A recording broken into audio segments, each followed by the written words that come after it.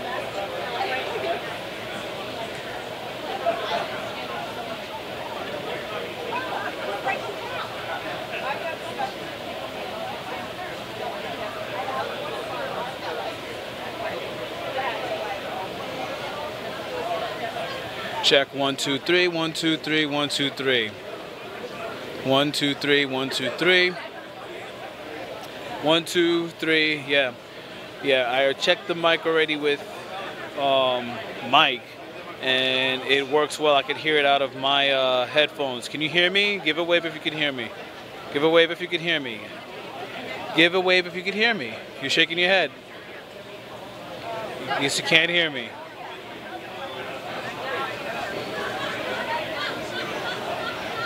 Give a wave if you can hear me. Can you hear me? It's almost showtime. I gotta go, guys. Check 1 2 1 2. Okay, good.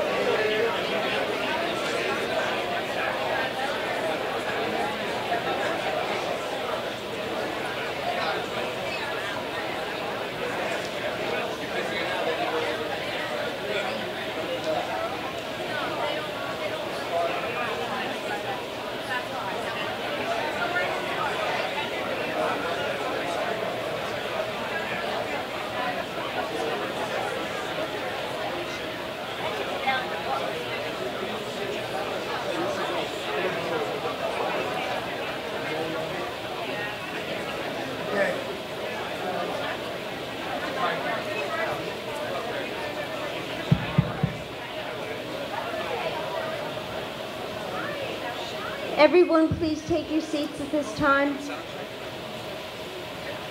just going to stand by the door and talk. I'll know if I've said it. That's all I do.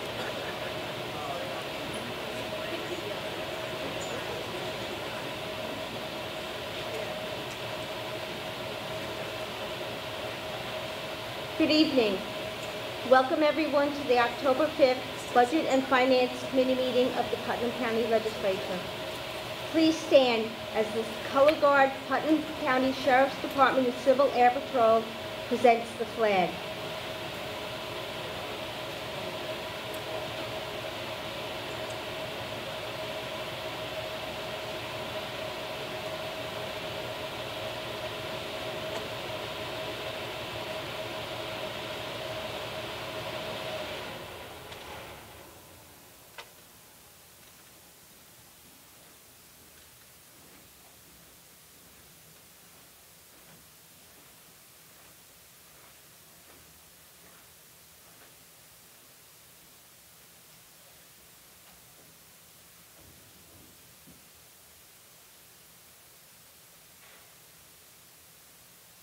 Color guard, right, base. Color guard, right, base.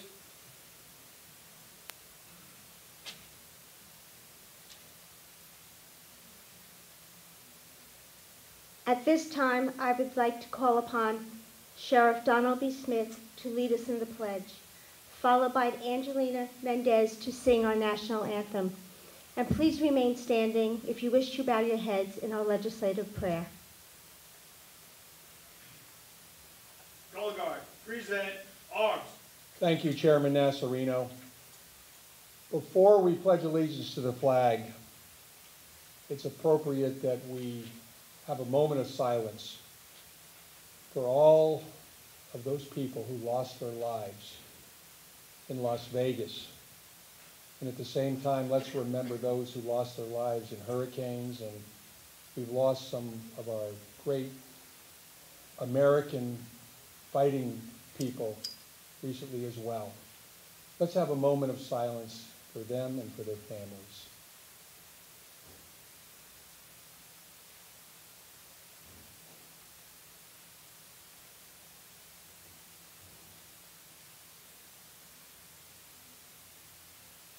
Thank you. As we pledge allegiance to the flag tonight in Putnam County, we always do it with dignity and respect. We always remember that this is the flag of the United States of America. This is the flag our veterans have served so proudly under. This is the flag that many continue to serve today, keeping us safe. And this is the flag our firefighters, our police officers, our members of the ambulance corps serve under. This is the American flag. And in Putnam County, we proudly stand up for that flag. And yes, we respect what it represents, all those freedoms of our Declaration of Independence, the freedoms guaranteed to us in our Constitution, our governing document, and yes, even the freedom to protest is protected. That is the symbol, the beacon of freedom, hope, and justice throughout the entire world. Please join me as we honor America by pledging allegiance to our flag. I pledge allegiance to the flag of the United States of America and to the republic for which it stands, one nation, under God, indivisible, with liberty and justice for all.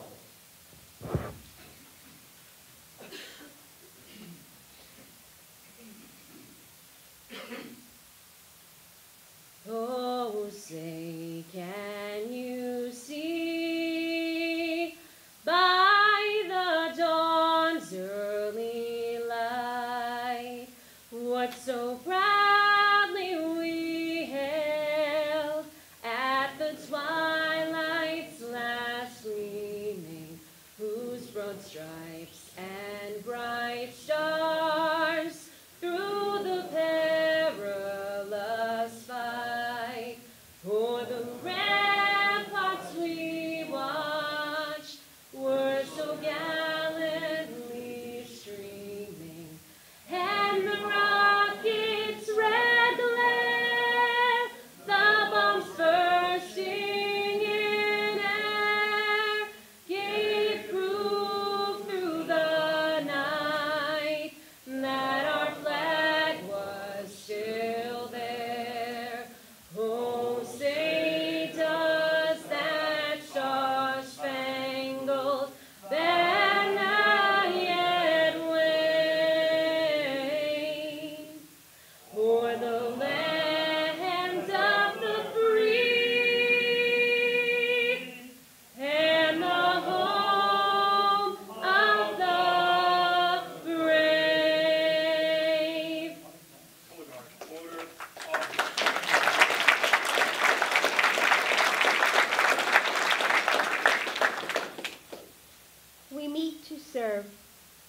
to serve our community, to use our resources wisely and well, to represent all members of our community fairly, to make decisions that promote the common good.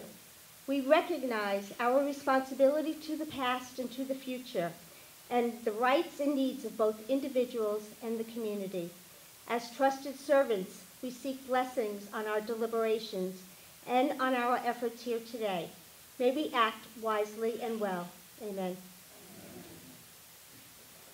Roll call, please. District 1, Legislator Scuchamara. Present. District 2, Legislator Goldman. Present. District 3, Legislator Adnizio. District 5, Legislator Albano. District 6, Legislator Yonke. Present. District 7, Legislator Castellano. Present. District 8, Legislator LeBeau. Present. District 9, Legislator Sullivan. Present. District 4, Chairwoman Nasarino. Present. Thank you. Good evening. It is an honor to introduce a man who really needs no introduction at all here in Putnam County, Mr. William Carlin. As Commissioner of Finance, Bill performs one of the most vital functions in our county government. He has served under several county executives and has worked with numerous legislators throughout the years. He is a consummate professional who remains steadfast in his fiduciary role to work in earnest for the taxpayers of Putnam County. Bill is highly respected for his work and his intellect. He is also highly regarded as both a colleague and a friend. He treats everyone with respect and dignity and is unwavering in his commitment to the people of this great county. Although he probably would rather fly under the radar with his doing his county finances, tonight it gives me great pleasure to introduce Mr. William Carlin.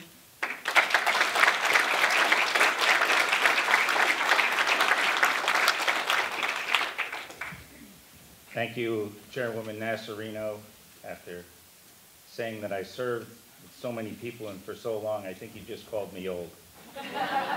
But at any rate, we have a lot of dignitaries here tonight, and it is my pleasure to introduce them. In the interest of time, I'd ask that you please hold your applause till the end. With us tonight are Senator Terrence Murphy, Putnam Valley Councilwoman Jackie Anabi, representing Senator Sue Serino, Assemblyman Kevin Byrne, our Sheriff Don Smith, Putnam County Clerk Mike Bartolotti. We have from the Judiciary, the Honorable Richard O'Rourke, James Reitz, Kent Chief of Police Alex DiVeneri is with us today. We have political dignitaries including Republican Chairman Anthony Scanapico, Kent GOP Chair Pat Madigan, Phillipstown GOP Chair Kevin McConville, Putnam County Conservative Chairman Jim Maxwell, Town of South Conservative Chair John O'Connor, Putnam County Democratic Chairman Jim Borkowski, and Phillipstown Democratic Chair Lithgow Osborne. We also have from the Governor's Office, Dylan Mayoski, and from the Office of the State Controller, Caitlin Israelski.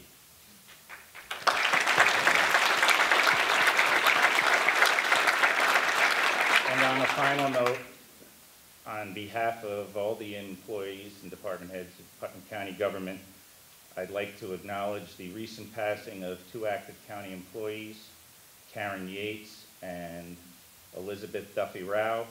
They made great contributions to the county, and they will be missed.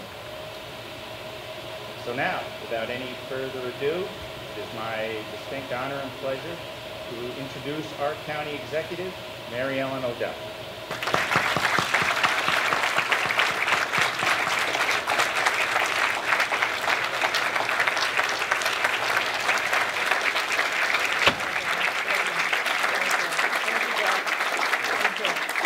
Sheriff, thank you for the pledge. Check, check, we're good? Okay.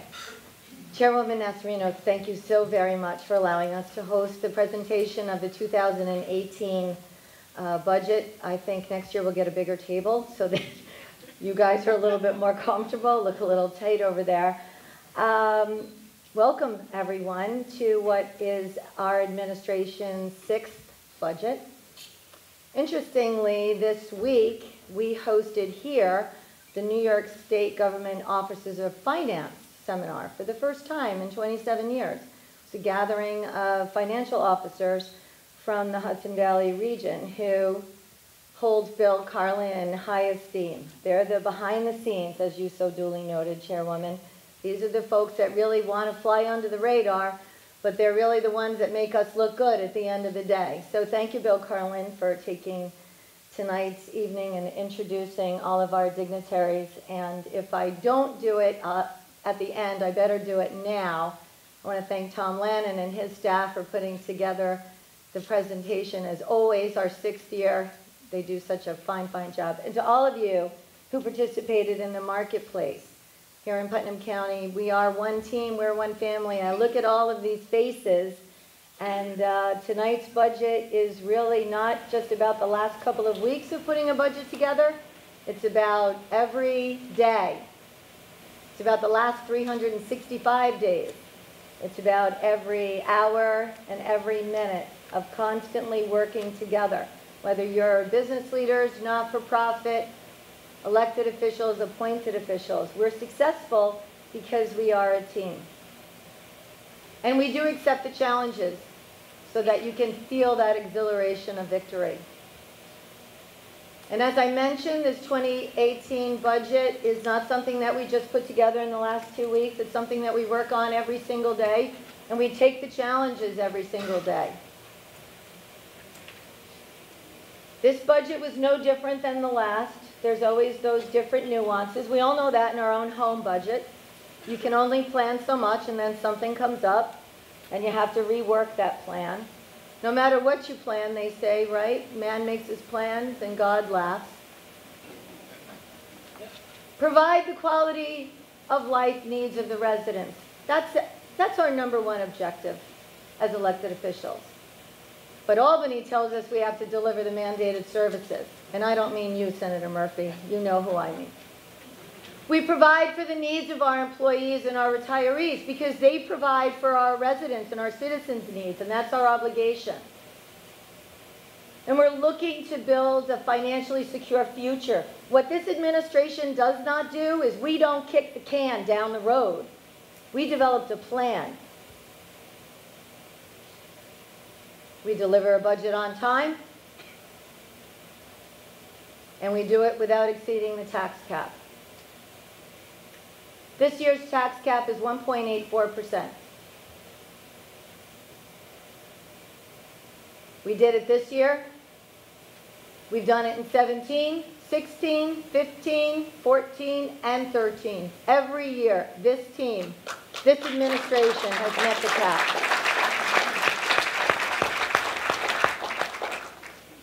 I like the cap.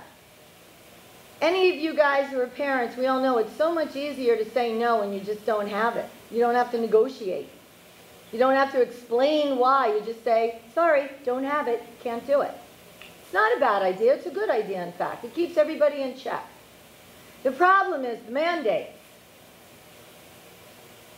So this year's 2018 proposed budget is $155.3 million. Now, how is that going to impact our residents? An average homeowner who's assessed at $277,000 will pay $984 in county taxes in 2018. That's an increase of $22 over last year.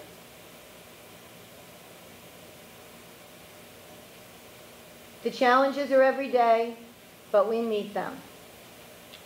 We make decisions, we make commitments, and we have been successful in making those tough decisions so that we do stay under the cap. Here's a summary of our proposed budget of $155.3 million. This is a net increase of $2.3 million over the 2017 adopted budget, or a 1.5% spending increase. And it includes a $1.3 million increase in employee and retiree health insurance costs, a $1.1 million increase in personnel costs, We do have a $2.4 million decrease in our New York State pension expense due to our payoff, which we'll drill down a little further later on. And we have an increase of $753,000 in our early intervention and preschool education program. Very important program. And we have a $350,000 increase in debt service costs. So here's how we're going to use our general fund balance this year.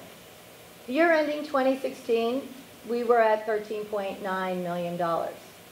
We anticipate we're going to underrun this year's budget by $2.5 million. And we can do that with a straight face because we do it every year.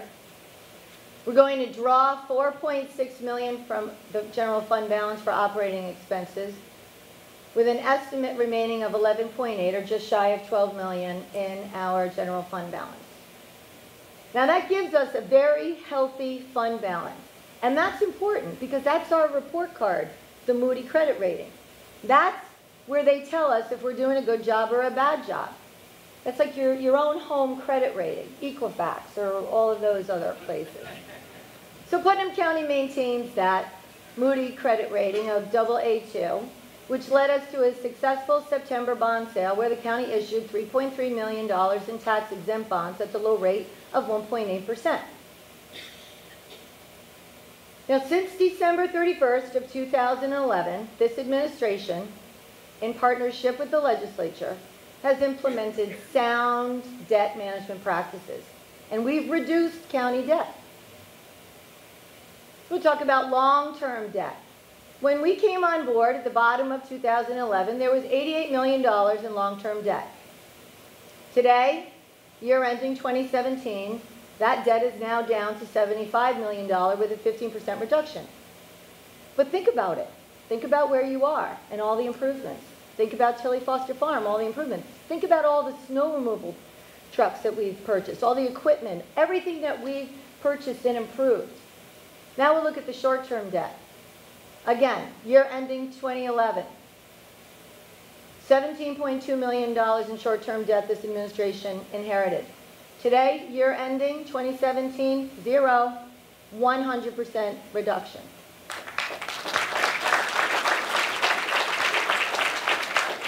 And we're going to go back to this pension amortization payoff. In 2012, again, the first full year that this administration came on board, we were handed a bill for $4 million to say you have to contribute to the shortfall for the pension fund. In 2013, we were handed another bill for $4.5 million. So again, not the administration that kicks a can down the road. We designed a plan.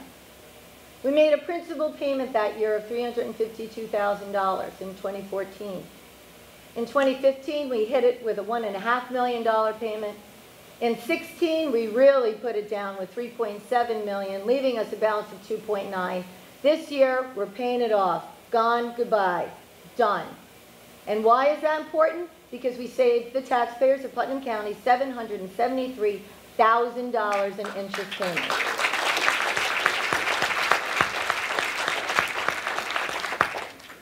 Now, our operating expenses, 70% are driven by mandated programs.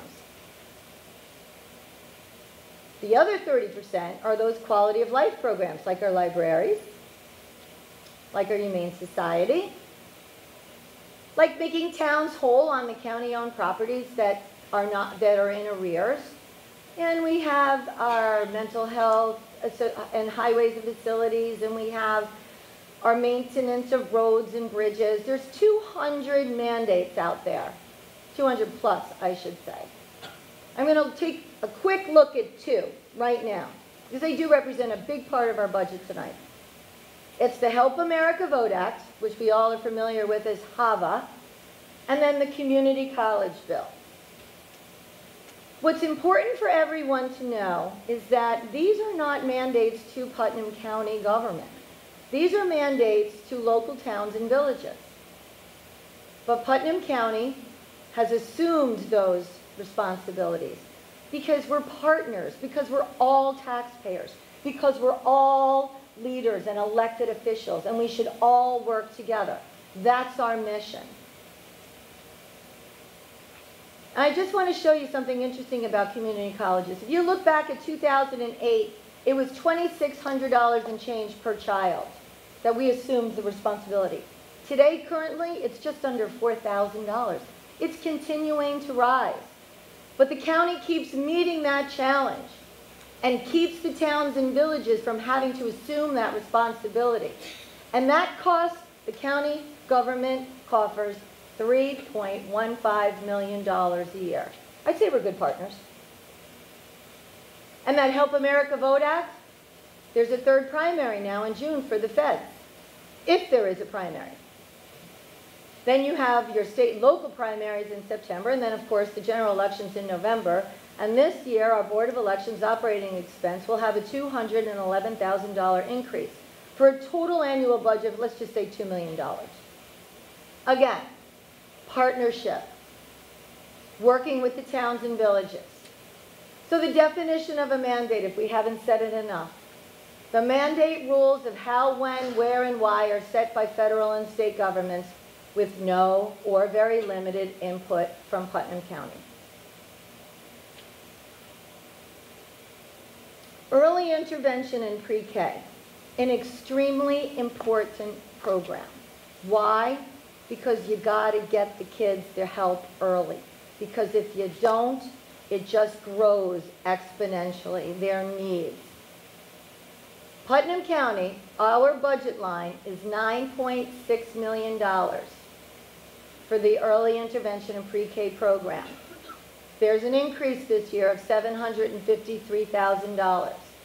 Now I just want to put these numbers up here because I want you to see why it's important that we be able to have some kind of latitude in controlling these mandates. In our pre-K program, we have currently 206 children enrolled. The total cost of that program is $7.6 million. The total cost per child is $58,000. If you look at this, if you look at that, and you don't have to see it tonight, you can see it later on. There's $1.3 million in transportation costs. But I think we might have a solution.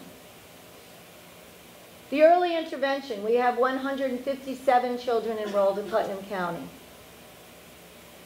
Transportation costs $173,000. Personnel costs $738,000, with $21,000 cost per child. The total, you see it, 363 children who need services at a cost of $9.6 million or $54,000 per child. But I think, like I said, and I think Legislator Yonke will agree, we may have a solution to help. Most mandated programs are a valuable resource for our residents, but the county is given no options on how to manage the program to help control the costs. 100% of our tax levy, ladies and gentlemen, that's our sales tax and our property tax combined, goes straight to New York State. And while we're told we must deliver, which we do, and we do a darn good job doing it, we're not really fairly reimbursed. As a matter of fact, the quality of life expenses that we have, the mandated expenses outpace our quality of life expenses by a greater than 2-to-1 margin. So the challenge is to provide mandated programs which absorb the majority of our revenue and continue to support our not-for-profits and deliver the quality of life services, but stay within the Albany imposed tax cap. But we're up for it. We're up for the challenge. And we have for 6 years running. So what's the quality of life? What are we talking about? What is she talking about when she says quality of life? Well, our Sheriff's Road Patrol. That's not a mandated program. But our Sheriff's Department keeps the people of Putnam County safe. We've always been tagged as being one of the safest counties in the great state of New York. We work with our partners on a local, state, and federal level, and we continue to make the fighting on war on drugs and opioid abuse in Putnam County a high priority. We're very proud of that. We know the struggles. We all have families. We all have children, grandchildren. The Sheriff's Department is dedicated to community policing, which includes education awareness and crime prevention. And we continue to always support the local PDs. In any way we can, we are there. The Office for Senior Resources, our seniors. Where's Pat Sheehy? Pat, would you like to do your dismount? Or, as Pat says, Pat's retiring from government service after how many years, Pat? In sum total. Too many? Yeah. About 30. Anybody who knows Pat Sheehy knows she is the epitome, the example, finest example of a public servant. She's dedicated, she's hardworking. When we tapped Pat to become the director for, at the time, the Office for the Aging, we asked her to meet some challenges. One was to rebrand the Office for the Aging into something more positive. Pat developed programs of wellness, opportunities, yoga classes, recreation classes, the wonderful luncheons that are held here where our seniors get together and just enjoy seeing each other. So Pat, on your way out the door, not here's your hat, but here's the door. But Pat tells me she's going to come back and volunteer, right? Pat's going to come back and volunteer. But everyone, please, let's give a round of applause and a big thanks to Pat Sheehy.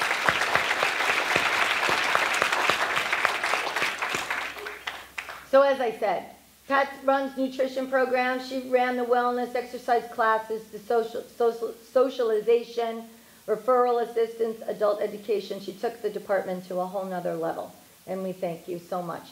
And we're looking forward in the future to Mike Cunningham coming on board as we look forward to the ribbon cuttings over at the Butterfield property for the new facility in Phillipstown, which will be a senior center / community center, another example of partnership with our towns, and of course the remodeling of the Carmel Center located at the Donald B. Smith campus here in the hamlet of Carmel.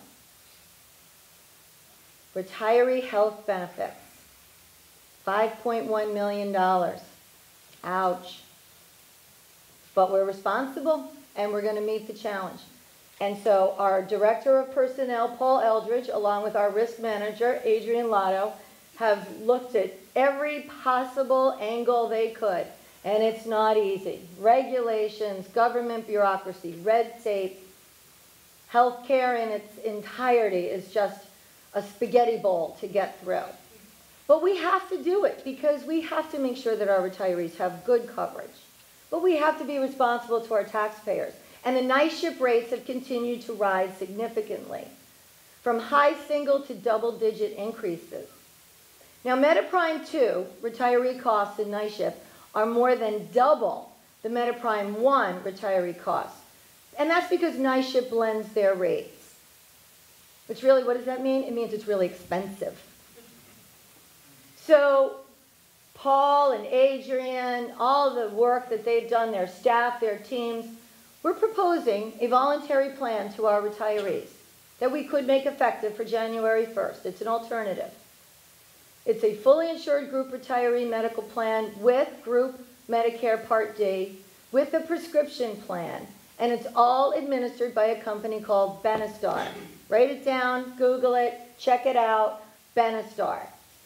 This alternative has a high plan and a low plan option to choose from. It allows the choice of the plan that best fits your needs. That's right, number one priority when we're looking at plans.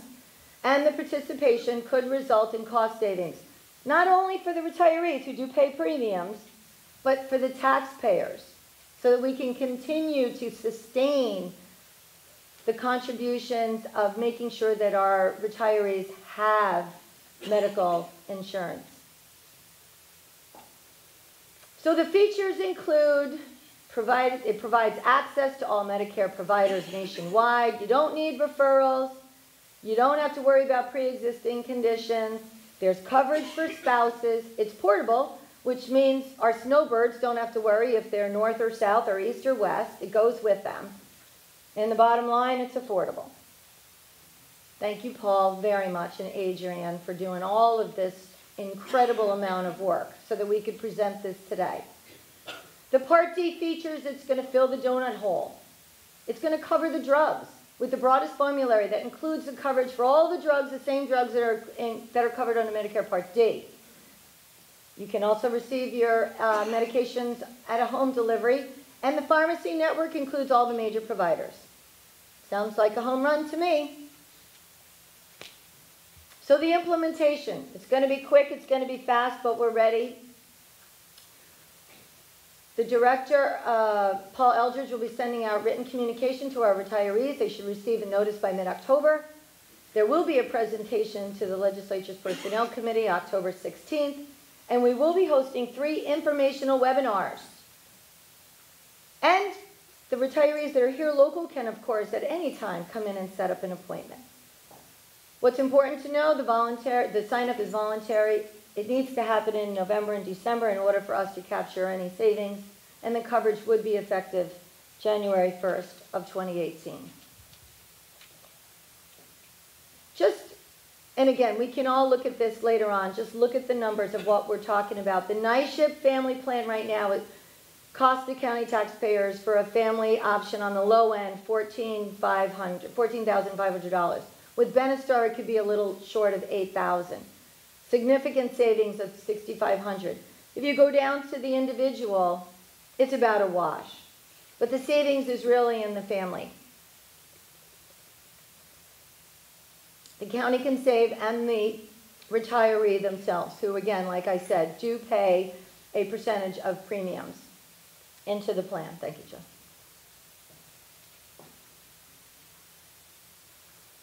What we've guesstimated, if 80 of the 336 eligible retirees elect to switch to Benestar for next year, and it's hard to really capture, but if you kind of take a little bit of the family low, family high, individual low, individual high, we're guesstimating we could save $182,000.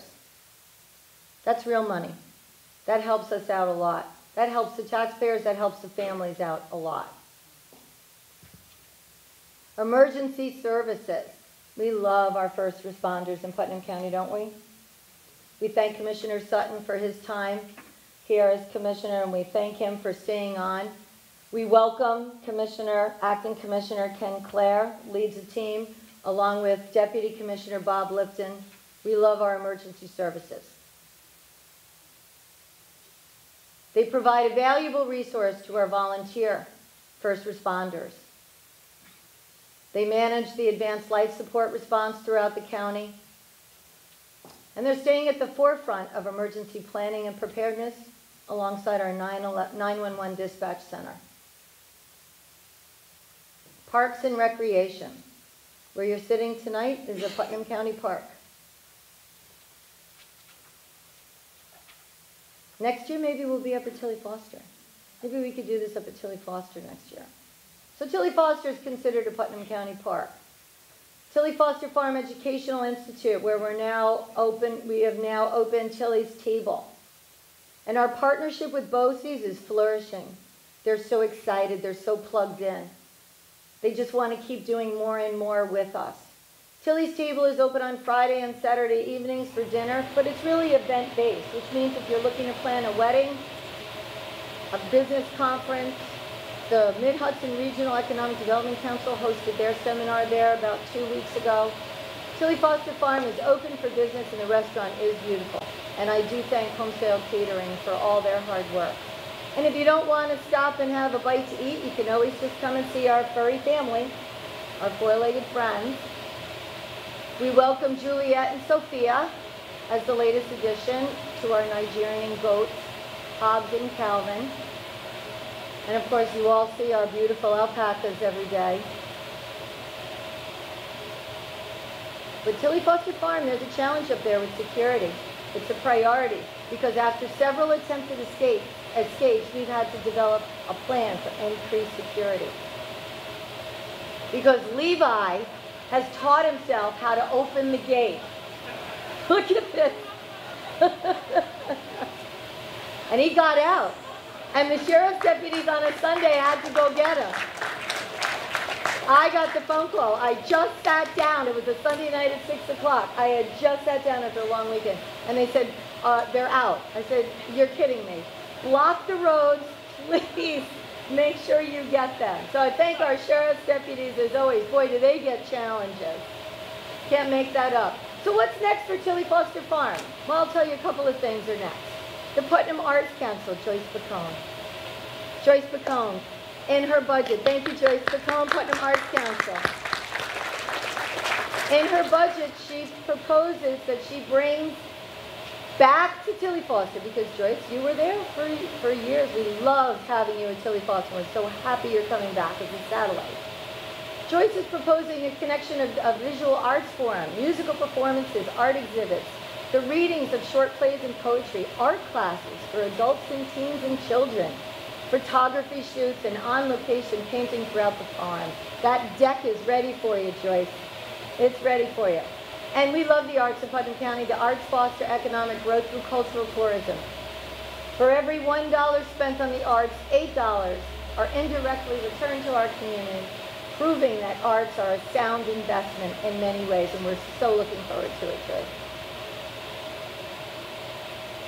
And another option. Now this is where I'm going to ask you to think about, remember what I showed you about the early intervention pre-K program. The Center for Discovery. This is their mission statement: health, wellness, and wonders. What happens here matters everywhere.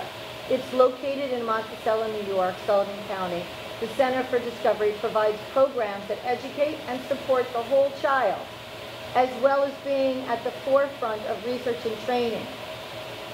Legislator Yonke and Deputy County Executive Bruce Walker have been working very closely with this entity. They're coming here in the next 30 days.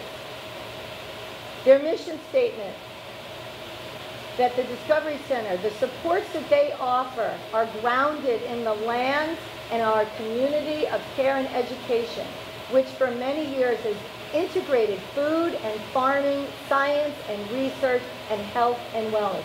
Is that not a perfect fit for the Tilly Foster Educational Institute? That is the perfect next place to go. So we'll build upon our partnership with BOCES. We're going to partner with them to provide world-class care, support, and education, and reduce that travel time for those children that I talked about earlier. I think we would all much rather have those children in a program than on a bus. And it will allow the county to apply research discoveries that are made by the Center for Discovery and establish the opportunity to provide meaningful careers for our students here in Putnam County.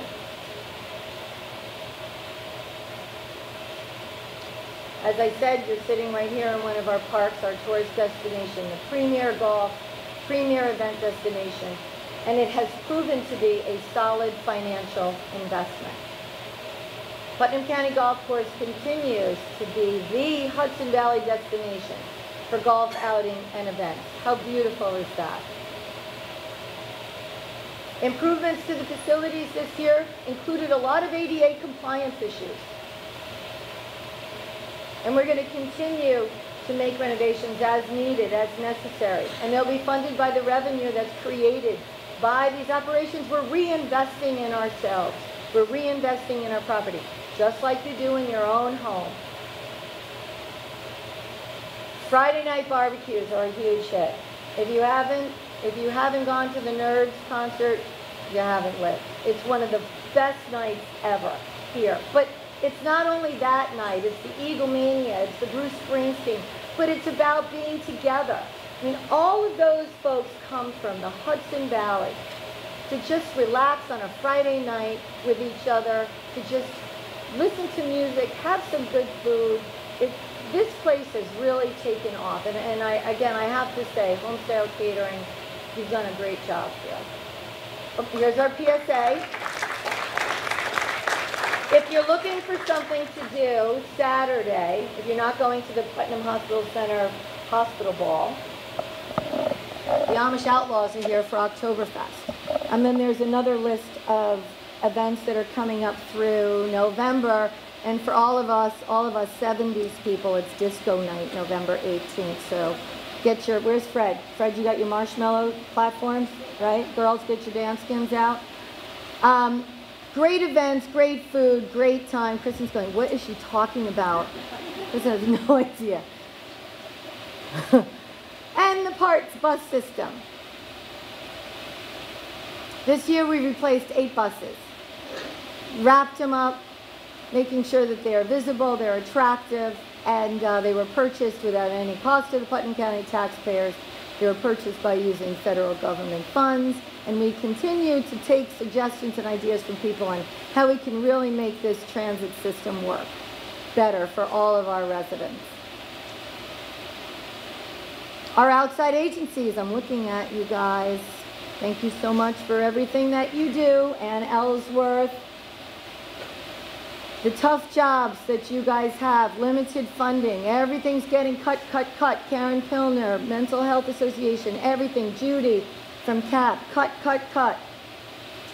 We're keeping level funding for you guys. We appreciate everything that you do because it's a team and it's about partnership and it's about helping each other.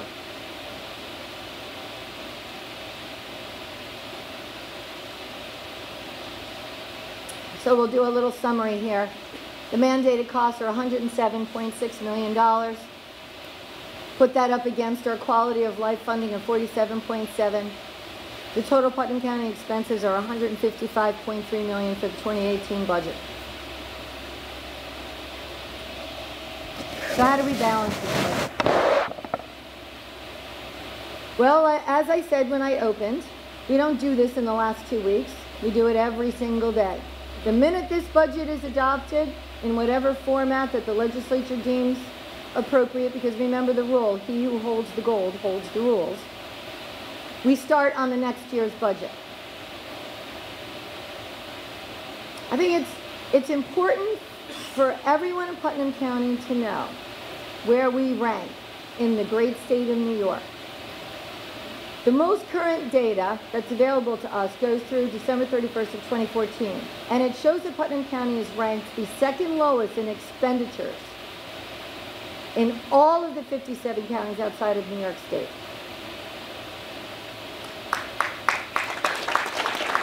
And here's the big takeaway, I think. Your Putnam County portion of your homeowner's tax bill is 9.1%. Your towns and villages are 18, your fire districts 0.67, your school districts are over 70%. But that 9.1% is the lowest county portion of any tax bill in New York State. Can I say it again? The lowest of any tax bill in New York State. And look at the average. The average is 21.52%. We know what we're doing here. We really do.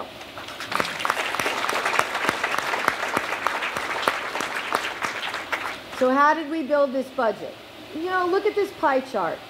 Sales tax. We work so hard to increase our sales tax. We're focused on infrastructure projects. We're focused on the millennials. We're trying to make sure that our sales tax revenue stays up. It's volatile. It can blow high, it can blow low. The stronger that is, then the least amount we have to levy in the real property taxes. So here are the numbers. Our sales tax that we're booking for the 2018 budget is $58.5 million. Property tax collected will be $42.3. Our departments, our county clerk, Michael Bartolotti, where are you, Michael? Michael does a great job at the DMV and as county clerk getting revenue in.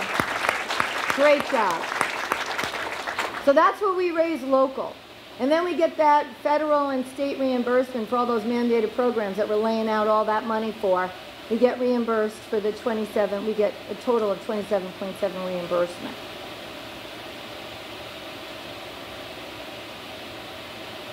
So that's how we're getting to the 155.3 million. So just take a look at these two pie charts. You have your revenue side and you have your operating side. You see the sales tax, we're getting strong. Property tax, we're trying to wean lower, keep those as low as we can. Department heads are doing the best they can to generate revenue. We're doing the best we can to make sure we keep up with reimbursements. But look at what we're fighting for operating. 70-30. Those odds are tough. That's tough. 70-30. Hasn't changed much in the 6 years, but we're still moving the ball down the field. We're still holding on to staying under the tax cap. So I noted to you folks the sales tax and how important it is that it continues to grow and build so that we keep property tax as at a minimum. The county's 1% sales tax rate, along with every other county in the state of New York, extension was set to expire on November 30th. But working out and negotiating with the state and county legislature, we were able to maintain the extension with an additional year. So instead of a 2-year extension, we now have a 3-year extension, which will go until 2020. Now, the sales tax rate, as I said, is critical because it is so much of our revenue. If we lose that 1%, I don't know if we can avoid layoffs or if we can avoid deep service cuts, or on the opposite end, increase property taxes. About a month ago, I was sworn in as the president of the New York State Association of Counties. Tremendous honor. And my priority, one of my many priorities other than veteran issues, which is my social issue, my fiscal issue, is to continue to work on the sales tax issue that impacts us every 2 years. And not just us, every one of the other 61 counties. We get held hostage in a war of numbers and words between the governor's office and the legislative office. And this year, you threw in the mayor to boot. So it was a 3-ring circus, correct, Senator Murphy?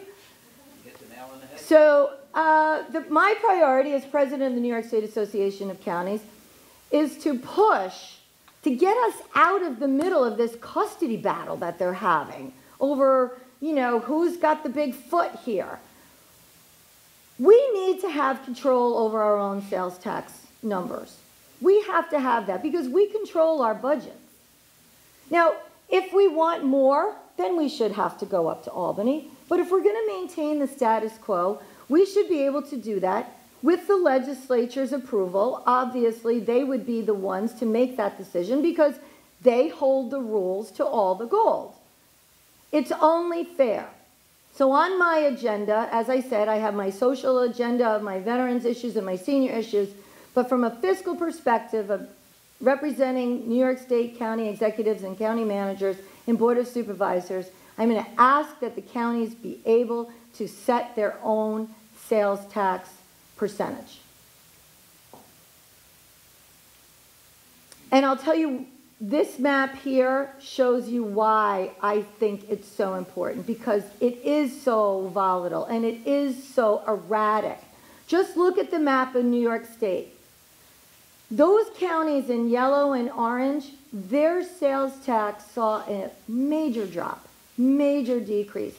And they can't do anything unless they go back to Albany with their hat in their hand.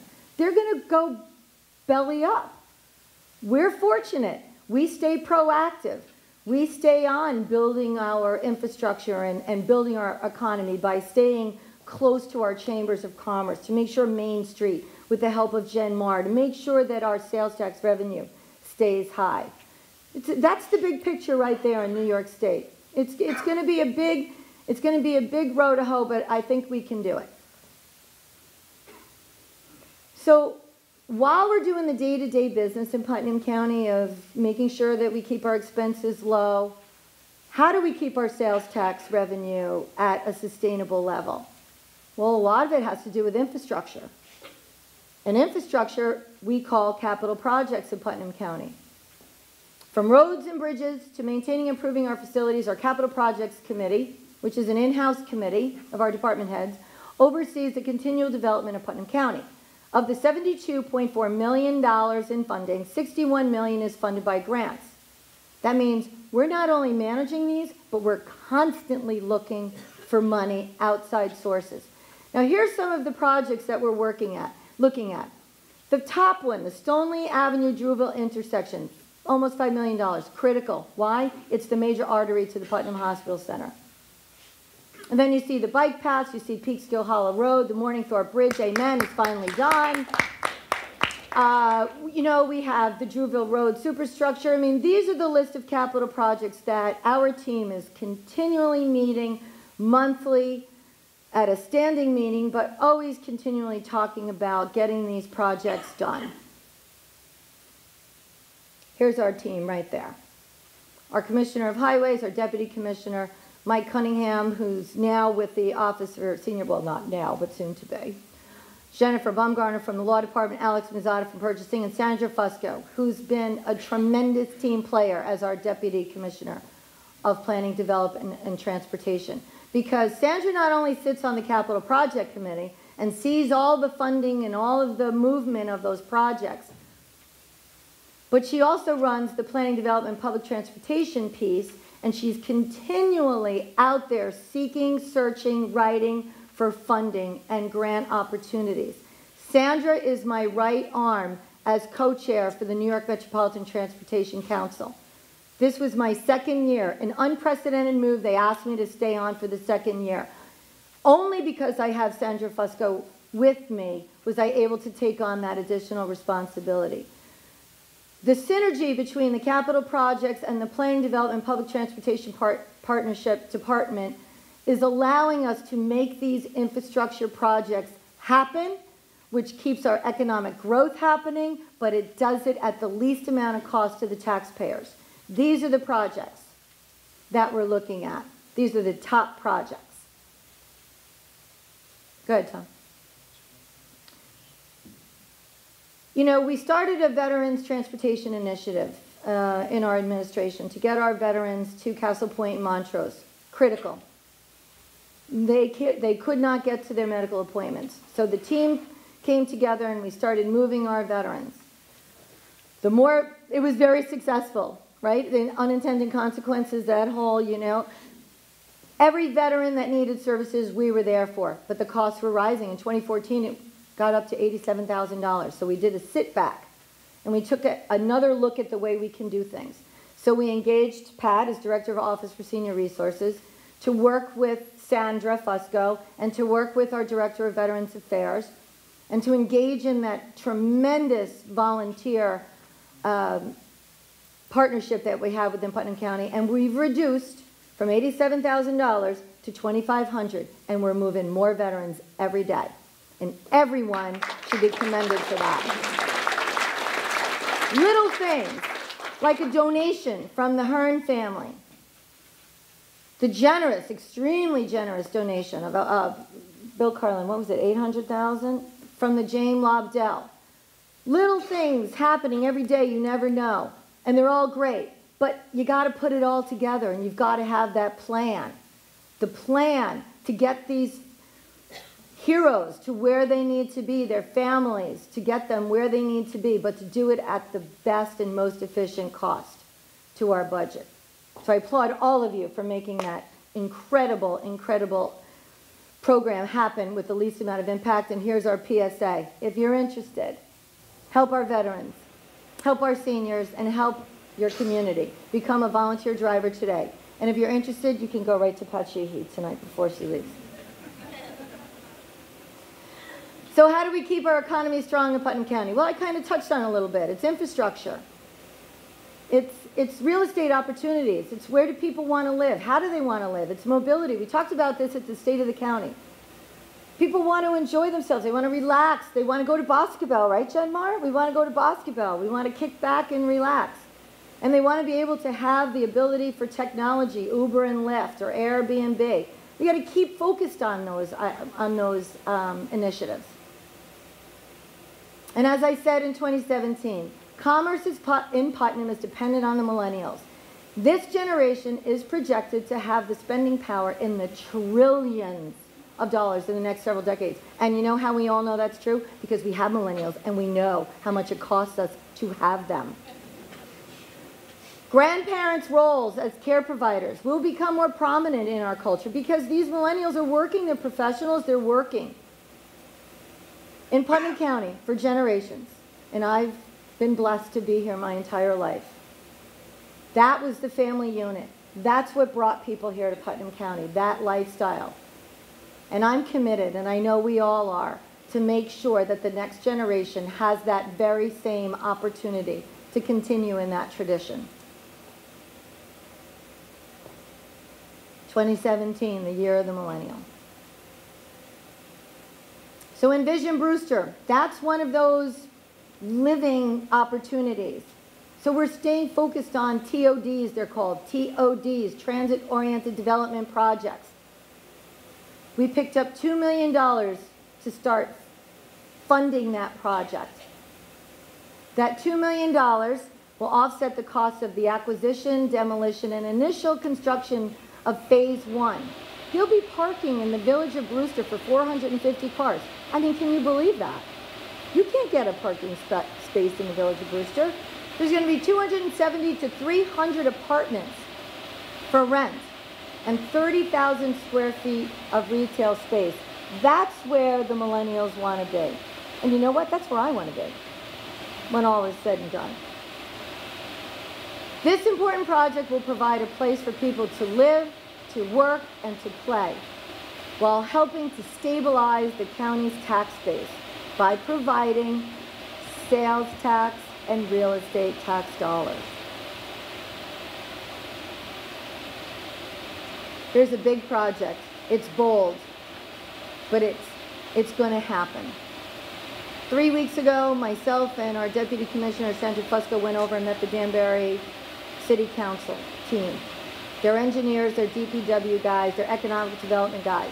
Within 5 minutes, when the meeting was focused, the lead from Danbury looked at me and he said, "County Executive, the mayor of the city of Danbury wants you to know this is a #1 priority project for the city of Danbury."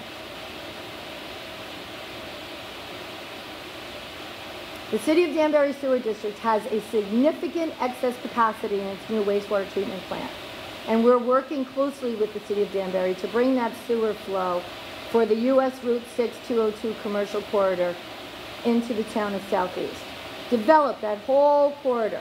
The Putnam County Sewer Task Force was established to facilitate the project. The scope of the project is to provide centralized sewer to the target area, improving the quality of life for the residents, assisting the community's revitalization efforts, and bringing economic competitiveness to an undeveloped and underutilized commercial corridor in Putnam County. Now, the engineer has promised me that we will have a facility study by February. And at this time, I just want to make a special thank you to the Putnam County Legislature for funding this project, for their support, and for them having the vision to understand what it takes so that we have a sustainable economy here in Putnam County. Bold move. Bravo. And if we can help the town of Kent collecting some commercial and residential sewage from the Lake Carmel area, we're there. We've allocated funding for them as well. A new system can help protect that environment. Lake Carmel does have some high phosphorus areas, and Putnam County, not unique to them, they have some old failing septic systems which can be eliminated.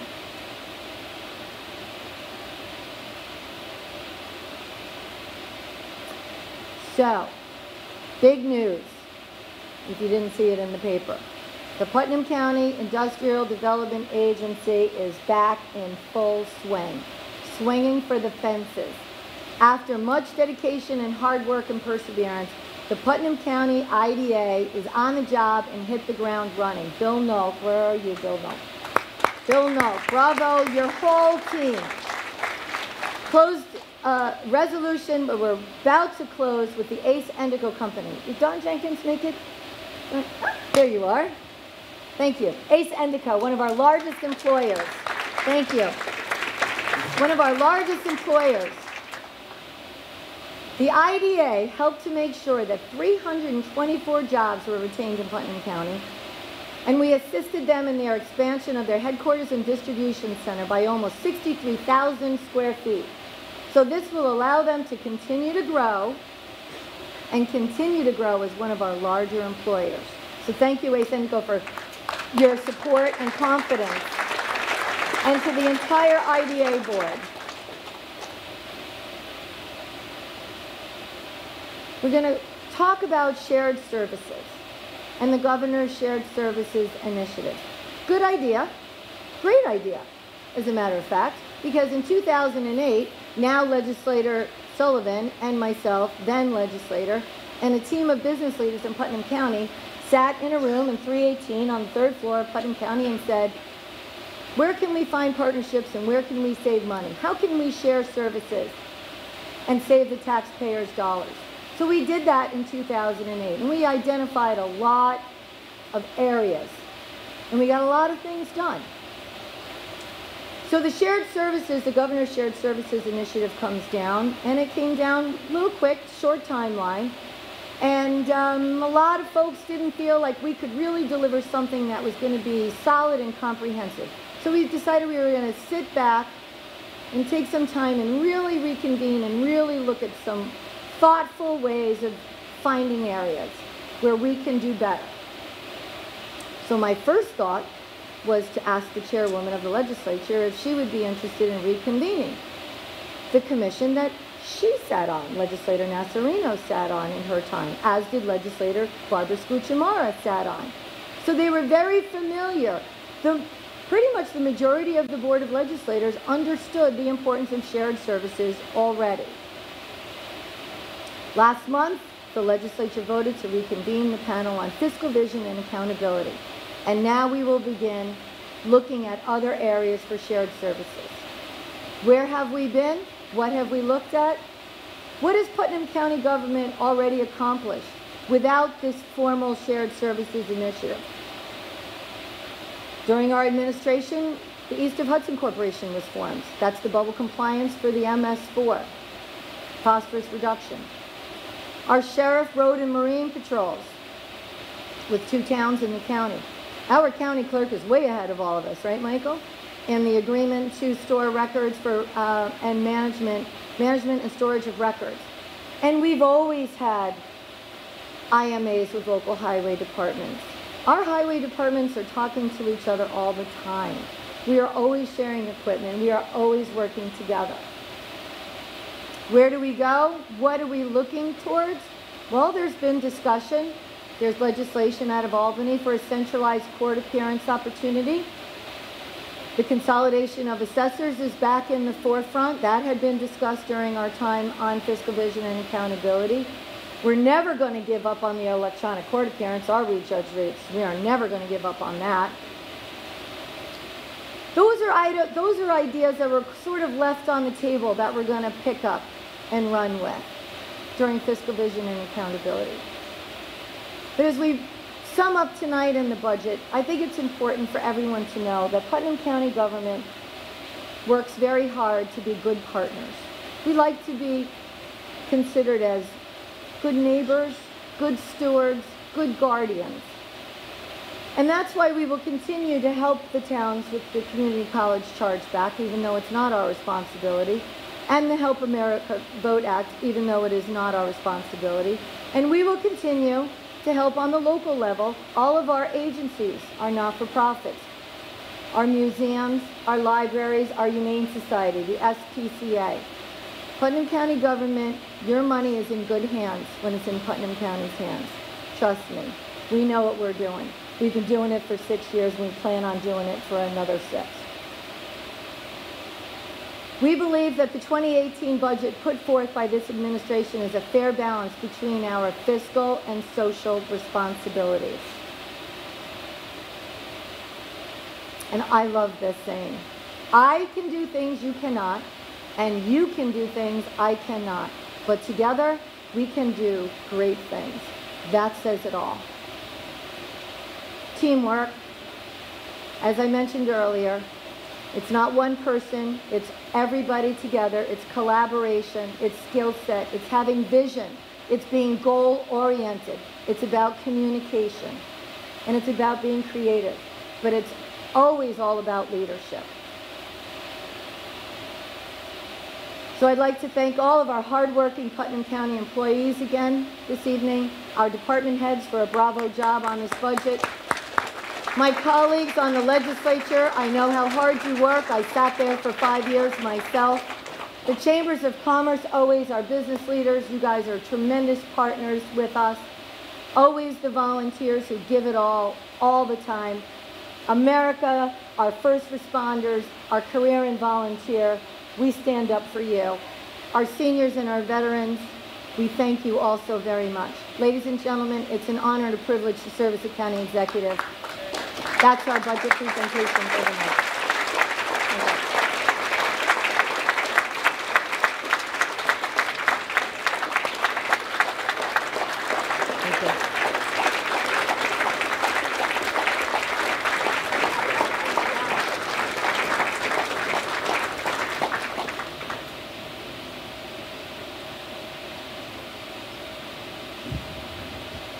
Okay, at this time, I would like to make a motion to adjourn the meeting. Do I have a second? All in favor? Okay. Thank you.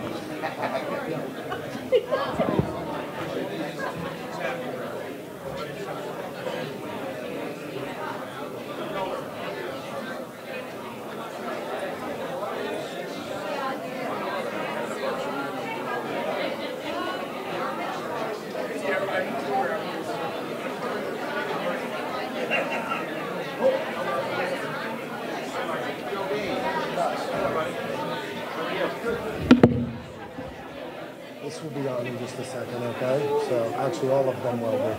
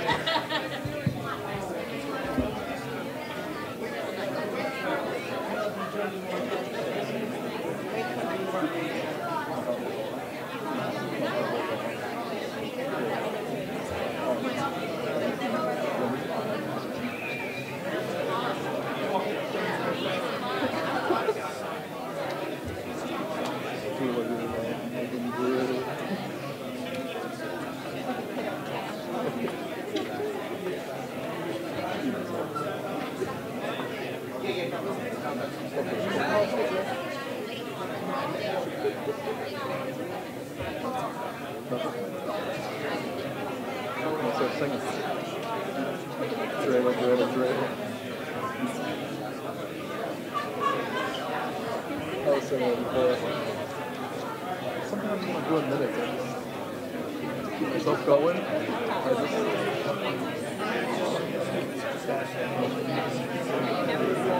I do in my head every day when I wake up. Do you hear that?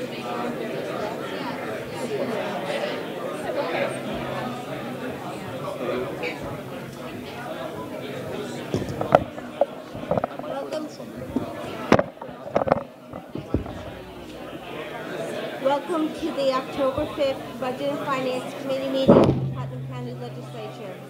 This is a public hearing for the 2018 tentative budget as presented by the county executive. Please stand for the Pledge of Allegiance.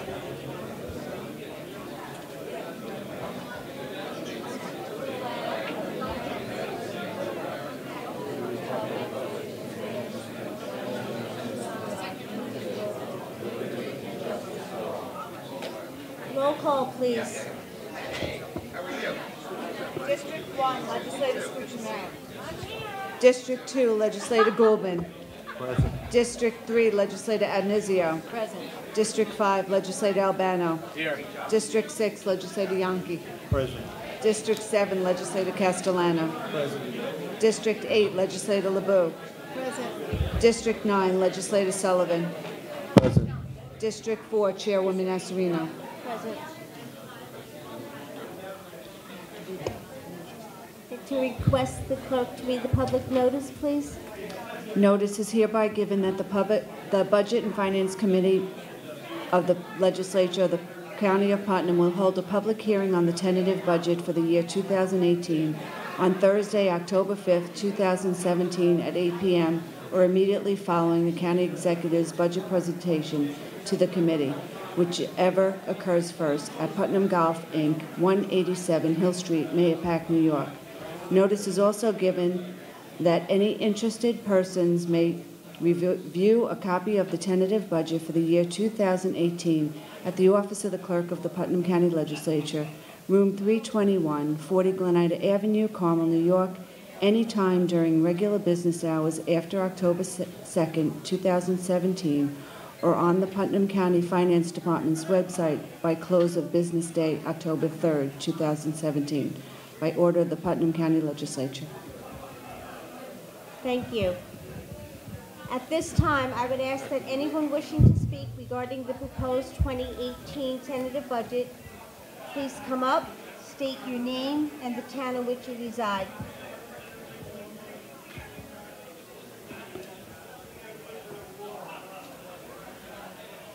There being no one coming forward, at this time I would like to make a motion to adjourn. All in favor? Aye. Oh. Aye. Motion adjourned. Meeting adjourned. Thank you.